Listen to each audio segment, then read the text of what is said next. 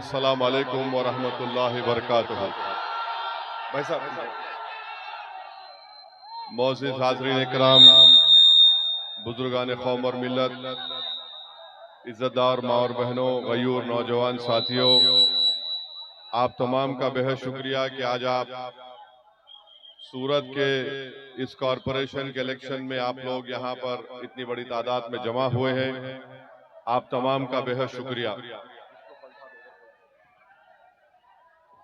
आप जानते हैं कि एमआईएम पार्टी के कैंडिडेट है अरसू रामजान पिंजारी, नफीसा मोहम्मद यूसुफ, शाहरुख खालिद, नरगिस पिंजारी, विल्केश कुरैशी और सलमान सैयद साहब।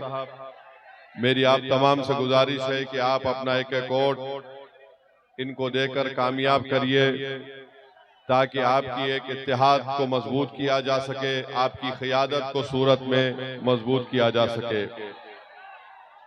मंच पर बैठे अब्दुल बसीर शेख साहब, अंजुम शाह साहब, हाजी याकूब साहब, मुनव्वर अंसारी साहब, मोहसिन बलाला साहब, हाजी मंजूर खान साहब, सईद शेख साहब, मेरे अजीज दोस्तों और बुजुर्गों, मजलिस पार्टी को वोट देकर कामयाब करिए क्योंकि इस वार्ड में आपके कई मसाइल हैं। कब्जा रसीद इना पास नहीं दिया जाता है और एमआईएम पार्टी आपसे वादा कर रही है कि इंशाअल्लाह ताला आप अगर मीम को वोट देंगे तो इंशाअल्लाह ताला यहाँ पर गरीब और मज़लूम अवाम को इना पास दिलाने की हम पूरी कोशिश करेंगे। झुग्गी और झोपड़ियों को आवास बनाने का है, ये काम भी यहाँ पर जिसको आपने वोट दिया नहीं करवा सके। गटर का पानी यहाँ पर महीने 2 महीने में पीने के पानी के साथ आ जाता है, तो ये मसाइल है। मैं आपसे गुजारिश करने आया हूँ कि आप अपना एक एक वोट का सही इस्तेमाल करिए और मजलिस पार्टी को कामयाब करिए। लोग जो मजलिस पार्टी पर इल्जाम लगाते हैं कि मजलिस के लड़ने से भाजपा को फायदा होता है, वो सरासर झूठ कहते हैं। आप जानते हैं कि पिछले 40 साल से गुजरात में एक मुस्लिम एमपी कामयाब नहीं हो सकता है। मैंने कभी भी लोकसभा का चुनाव नहीं लड़ा, मगर आज बताओ 40 साल हो चुके हैं। आखिरी मेंबर ऑफ पार्लियामेंट मरहूम अहमद भाई पटेल थे, उसके बाद कोई नहीं जीत सका। इसकी जिम्मेदारी किस पर है? वहीं पर मेरे अजीज दोस्तों और बुजुर्गों, आप देख रहे हैं कि बीजेपी अपने हिंदुत्व के एजेंडे को लेकर आगे बढ़ रही है। लोकसभा की तादाद को बढ़ाने के लिए वहां पर एक बिल को लाया गया, हदबंदी का, डिलिमिटेशन का और महिलाओं के रिजर्वेशन का। वो बीजेपी के पास तादाद नहीं थी, इसीलिए वो कामयाब नहीं हुए। तो देश के प्रधानमंत्री ने कल देश के सामने आकर ये कह दिया कि माँ और बहनों से बड़ा ही गलत काम हुआ और प्रधानमंत्री ने कहा कि महिलाओं का भ्रूण हत्या हुआ है। हम नरेंद्र मोदी से पूछना चाहते हैं कि आप भ्रूण हत्या की बात कर रहे हैं। मोदी जी, कि आपको याद है बिल्किस बानो कौन थी? बिल्किस बानो कौन थी? यही गुजरात की बेटी बिल्किस बानो थी। हामिला थी, प्रेग्नेंट थी। उसको महल उसी के घर के करीब के 11 लोगों ने उसका रेप किया और फिर उसके मासूम बच्चे का कत्ल कर दिया। जब कोर्ट ने महाराष्ट्र में बिल्किस बानो के इन जालिमों को सजा दी, यही नरेंद्र मोदी की सरकार ने बिल्किस बानो का रेप करने वालों को और उसकी औलाद की हत्या करने वालों को छोड़ दिया। आज देश के प्रधानमंत्री बोलते हैं कि बिल पास नहीं हुआ तो ये भ्रूण हत्या है। देश के प्रधानमंत्री, आप जानते होंगे कि जब आप गुजरात के चीफ मिनिस्टर थे, आपको जकिया जाफरी, आप जानते होंगे इस नाम को।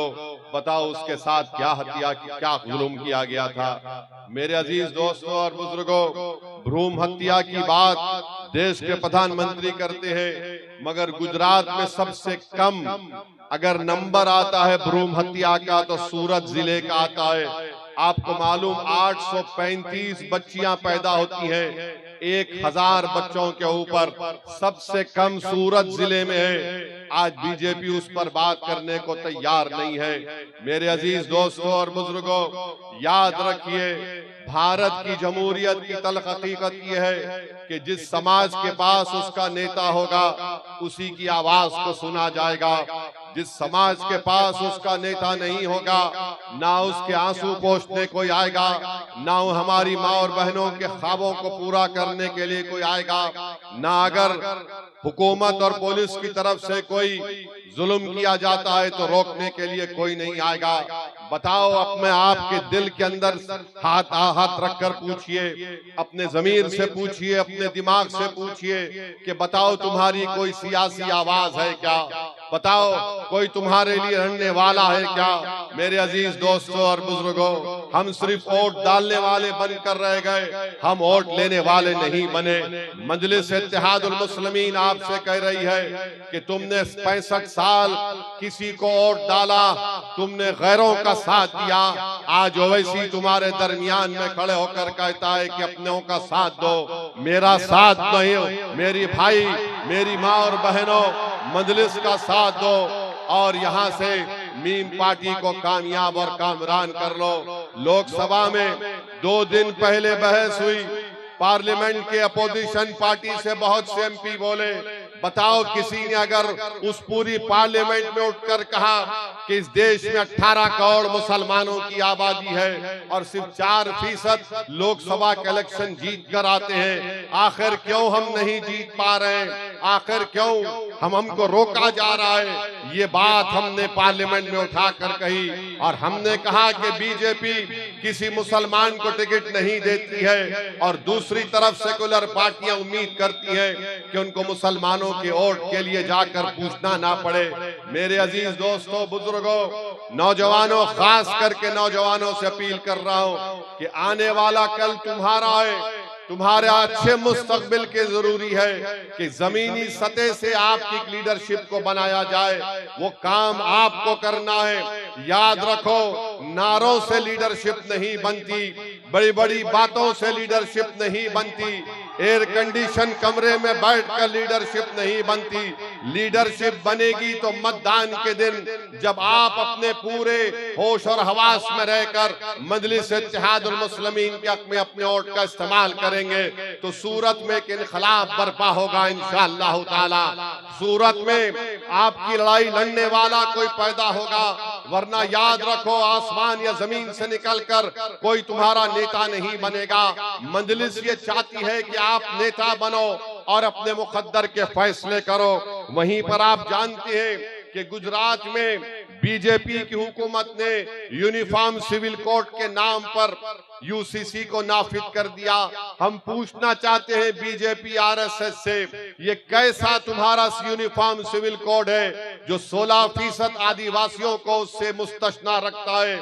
और ये कौन सा तुम्हारा यूनिफॉर्म सिविल कोड है जो हिंदू धर्म के कानून को मुसलमानों पर लागू करता है?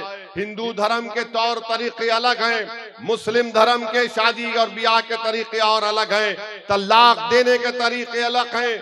आज बीजेपी की सरकार गुजरात में यूनिफॉर्म सिविल कोड के नाम पर हिंदू धर्म के कानून को लागू करती है। आप बताइए, ये संविधान की दफा 25 के खिलाफ है, मगर बीजेपी हमको हमारे मजहब से दूर करना चाहती है जो संविधान के खिलाफ है। हम ऐलानन कहते हैं कि हम जब तक जिंदा रहेंगे हम अपने दीन इस्लाम को छोड़ने वाले नहीं हैं, हम उस पर अमल करते रहेंगे।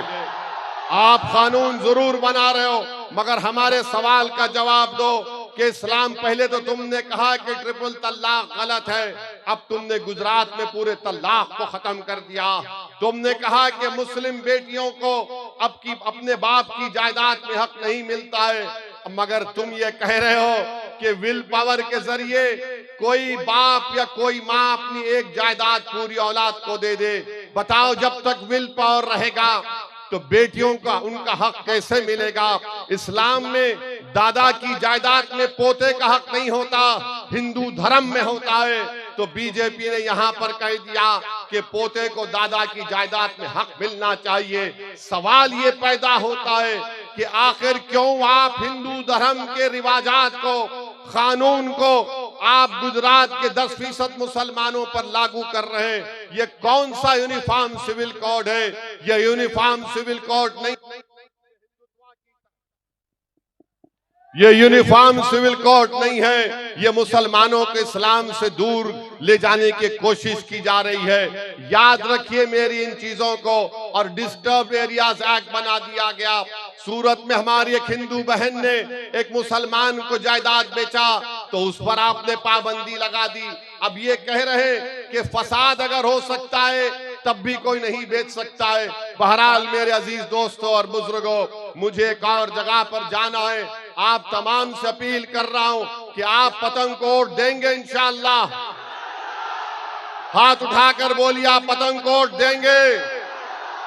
वो फोन की लाइट खोल करके बताइए कि आप पतंग को वोट देंगे, ताकि बीजेपी, मोदी, आरएसएस की दिमाग की बत्ती खुल जाए कि सूरत में इंशाअल्लाह ताला पतंग को वोट लग दबेगा।